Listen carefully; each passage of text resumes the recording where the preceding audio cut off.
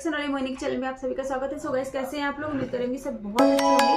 तो गाइस आज मैं आप लोगों के लिए लेके आई हूँ खेसारी जी का और शिल्पी राज जी का एक सॉन्ग है, बहुत ही प्यारा सॉन्ग है 2 नंबर लोटा जो कि भोले बाबा का ही सॉन्ग है, जो कि बहुत ही प्यारा, बहुत ही अच्छा। मैंने सुना, एक बार सुना है, बट सेकंड टाइम मैं आपके साथ सुनने वाली हूँ। तो ये गाना बहुत अच्छा लगा, तो मैंने सोचा क्यों नहीं रिएक्शन कर लिया जाए, क्योंकि खेसारी जी ने डांस बहुत अच्छा किया और बहुत ही ज़्यादा उनके मूवमेंट्स बहुत क्यूट लगा मुझे। तो गाइस जो भी न्यू है चैनल को सब्सक्राइब कर दीजिए, लाइक कमेंट शेयर कर दीजिए, जिसमें आने वाली वीडियोज़ की आपको नोटिफिकेशन टाइम से मिल जाया करे। तो चलिए स्टार्ट करते हैं आज का।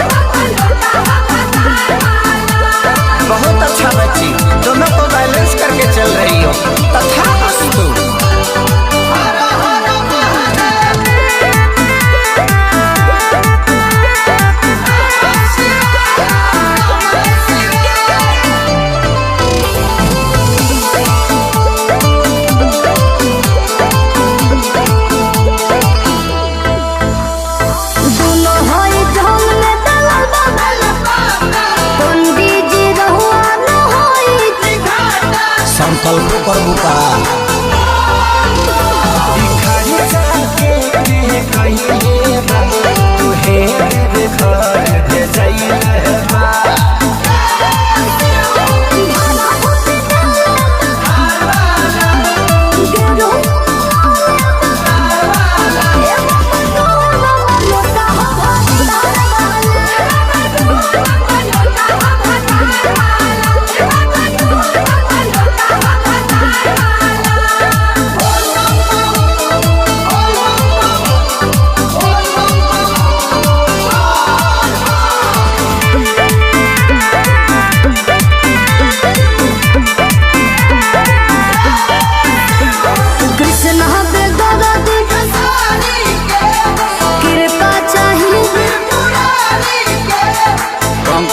GST भरो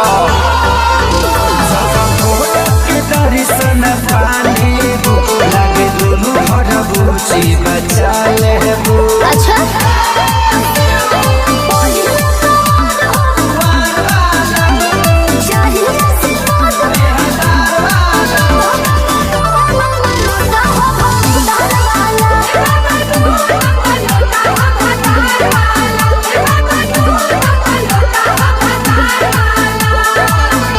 हाथ केहू ना पकड़ी, दोनों जगह से भोले बाबा के ऊपर और एक अपना और एक पतिदेव का।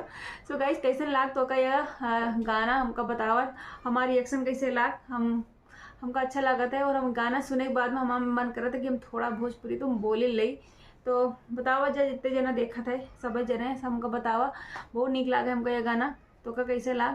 तो चलो थे मिला था दूसरा वीडियो पर कैसे, तो हमका बतावा, चैनल का सब्सक्राइब कर देवा, अपना प्यार सपोर्ट बनाए रखा हमारे चैनल पर। बाय, नमस्कार।